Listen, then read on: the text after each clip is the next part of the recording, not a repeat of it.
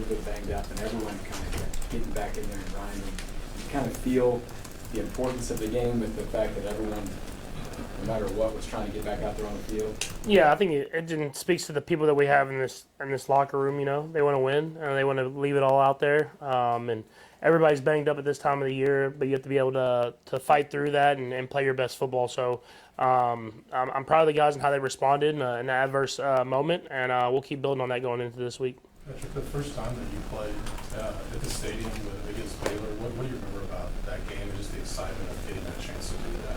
Yeah, no, it was really cool. I mean, obviously, I was a freshman in college, and it was kind of my shot to prove that I could be the starting quarterback the next year. And got down early. Not a lot of stuff wasn't going our way, and we were playing a really good football team, but we were able to rally back and came up a 2-point conversion short. And so I think the biggest lesson I learned was I took a sack on the 2-point play, and I was like, and Coach Kingsbury came to me after the game and was like, it's 2-point play, you got to just throw it up or do something. So just learning stuff like that, but it was also obviously an awesome experience for me growing up in the East Texas area. Did you go to the stadium when I was a kid, just as a fan? Yeah, I went a good amount. I once to the old stadium when I was really young, and then the new stadium once it was built.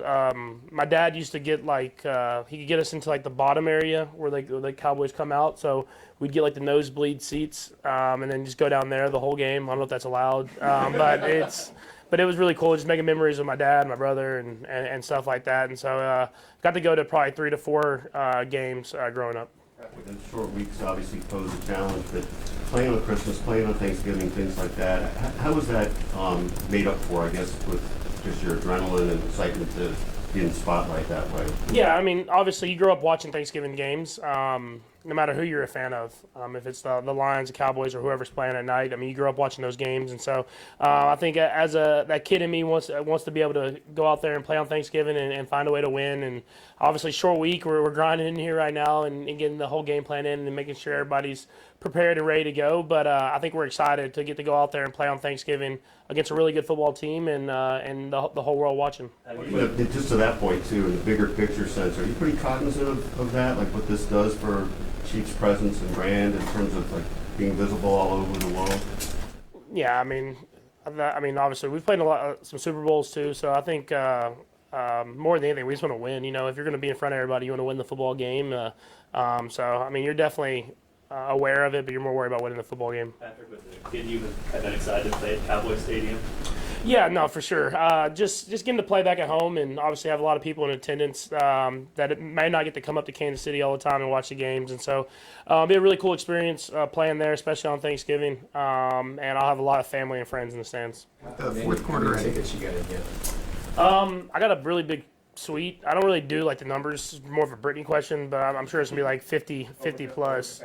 Yeah, I mean, there's no tickets left. That's all I know. So I don't know how that worked out, but I usually let Brittany handle all that. What's tangible from the successes of the fourth quarter and overtime last game that you think can carry over with the offense in this game? Yeah, I think it was huge that we beat man coverage. I think throughout the last few weeks here, teams are really challenging us in man, and I got to be able to make those throws in those big moments, and I was able to make the throws. Guys were able to get themselves open.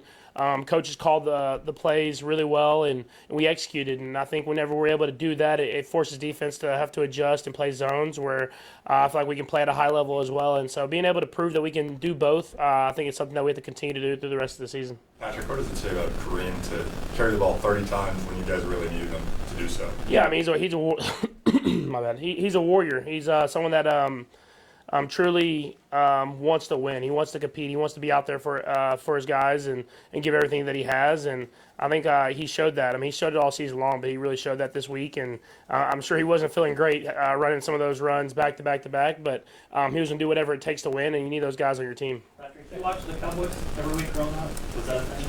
I wouldn't say necessarily growing up, but once I got into football, kind of 7th, 8th grade ish age, that's when I started to really kind of get into football. And Cowboys were my dad's favorite team, so I obviously watched a ton of Cowboys and stuff like that.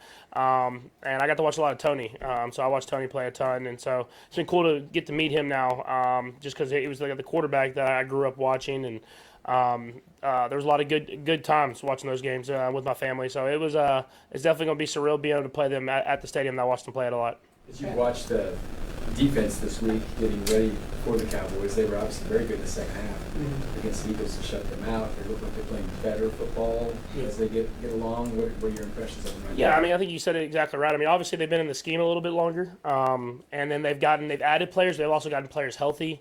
And you said they're playing at a higher level than they were even playing at the beginning of the year, and that comes with being more comfortable with the scheme that you're in. And so they're coached really well by Coach Eberflus. They fly around to the football, and they're kind of in the same situation as us. It's kind of all on the line. You got to go out there every single week and play your best football, and they've responded these last few weeks and played really good football. So it'll be a great challenge for us. Last three, Matt.